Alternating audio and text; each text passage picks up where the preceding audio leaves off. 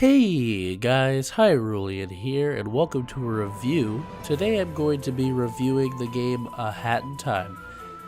A Hat in Time is a super amazing, awesome looking, cute 3D platformer that released just recently on October 5th, 2017 for Windows, Mac, and eventually PlayStation 4 and Xbox One will be getting a version coming out for it too in winter. Hat in Time is a game that was developed by Gears for Breakfast, and they published it on Kickstarter, and it did super well. But the Hat in Time game was published by Humble Bundle, which is interesting because it's sort of established Humble Bundle as a publisher now because Humble Bundle has published numerous games. So Hat in Time takes a lot of inspiration from older Nintendo games such as Mario 64, Banjo-Kazooie, Mario Sunshine, and even during my playing of it, I discovered that it seems like it takes some inspiration from The Legend of Zelda as well, which is super cool. I really couldn't wait to get my hands on the game, so when it came out, I bought it almost immediately and started playing. And it took me about 14 hours to beat the game to 100%, so if you're wondering how long it'll take, probably about 8 hours if you don't try to get everything you can possibly get, but 14 if you try to get everything. All in all, it's kind of a short game, and that's my main complaint with it, is it's a little short, but other than that, it's really excellent. So here's some of the things I really like about it. The controls for this game are super tight. Every single movement just feels excellent, and bouncing around and doing backflips off walls and jumping and moving from platform to platform just feels great, and everything about the game feels excellent. Now, I will say that I played it with a PS4 controller plugged into my computer, but I hear that the keyboard and mouse controls are not too bad either, so if that's your thing, go ahead and try it out. You'll also notice from the footage of this game in the background that it is super cute and all the art just looks great. Behind you here is the first level, Mafia Town. I'm not going to include many of the levels in this because I don't want to spoil it. This should be a mostly spoiler-free review. This is some slight spoilers in here. But anyway, as you can see, the game is just beautiful. Look at all those picture-perfect scenery and all the bright colors. It really looks great. The music is also super excellent, and that's what you're hearing in the background of this video right now. It's so good, and there's some really excellent tracks in there. So here for a couple seconds is some gameplay that's completely unaltered, and this is what you can expect to hear and see during the normal gameplay of A Hat in Time.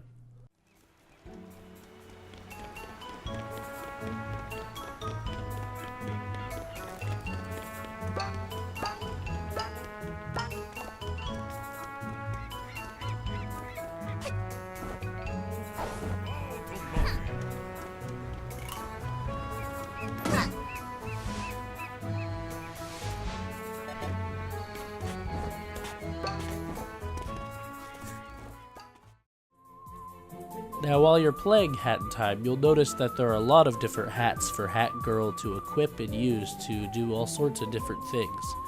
Another thing you'll notice is that the hats can also get badges, and these badges can do a bunch of different effects to the hats as well as to Hat Girl herself, including making the hats better or providing her with even more abilities to use. Without spoiling too much in the game, the hub world is Hat Kid's ship. Basically, she's from a different world, and she's driving her spaceship and trying to get home in the game. But she needs the timepieces, which are the hourglasses, to fuel her ship so she can drive. And on the topic of different worlds, you'll be happy to hear also that there are lots of secrets and collectibles to find in A Hat in Time, and each of the levels were a joy to beat and had secrets to find. So in terms of collectibles, Hat in Time has the timepieces, which are basically like Mario Sunshine's Shine Sprites or Mario Galaxy's stars, and collecting them usually completes the level and it adds up to your total in order to beat the game. There are also Rift Coins, which will allow you to spend 3 of them to unlock a new customization or remix for a level.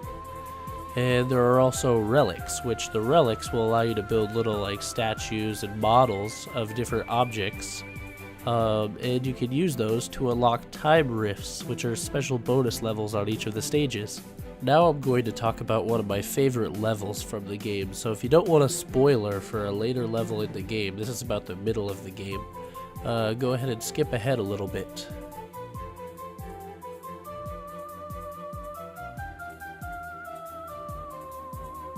So one of my favorite levels in A Hat in Time was the Subcon Forest. The Subcon Forest is basically the third stage, I believe, in the game that you get to go to. And it's a super spooky little forest with all kinds of spooky things. And it was at this point in the game where I realized that I wasn't playing something made by Nintendo, and I found this spooky forest where there was all sorts of weird and crazy, not E-rated friendly stuff going on. As well as Subcon Forest being my favorite level in the game, it also houses my favorite act in the game. Now there's an act in the level that is called Queen Vanessa's Manor, and it's super awesome. So basically, to explain it in a nutshell, the Snatcher, which is a super awesome character, he's actually my favorite character in the game, contracts you to go to Queen Vanessa's Manor, and you have to get something out of her attic.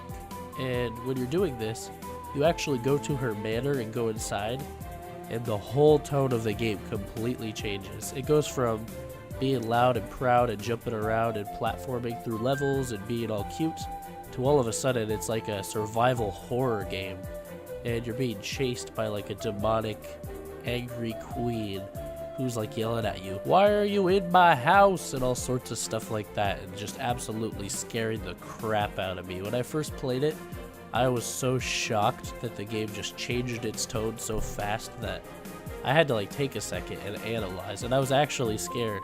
Just watch this.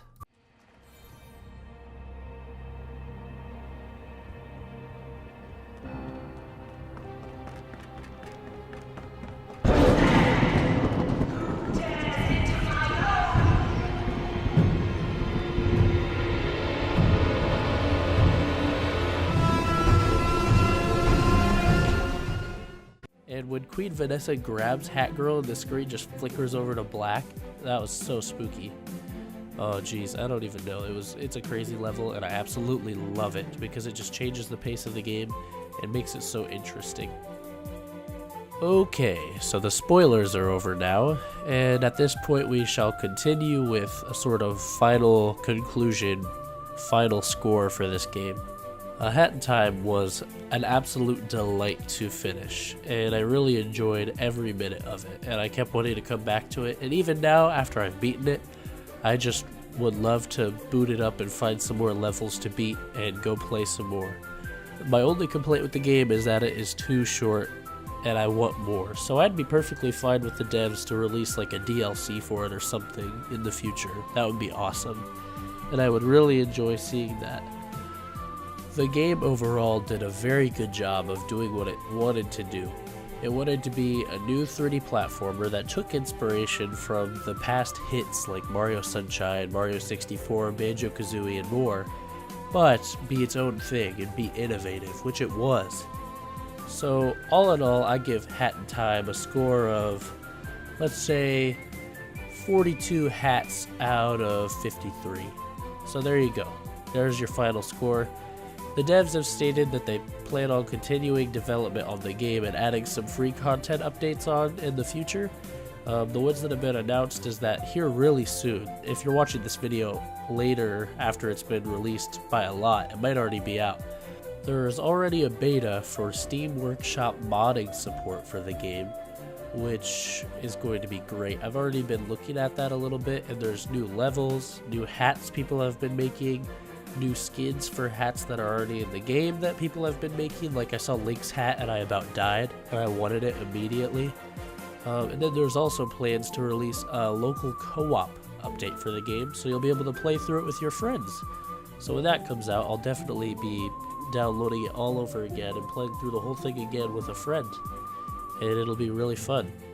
So yeah, if you're looking for a 3D platformer to play now that you've beat Mario Odyssey and you have some time on your hands, go ahead and pick up Hat in Time and give it a go.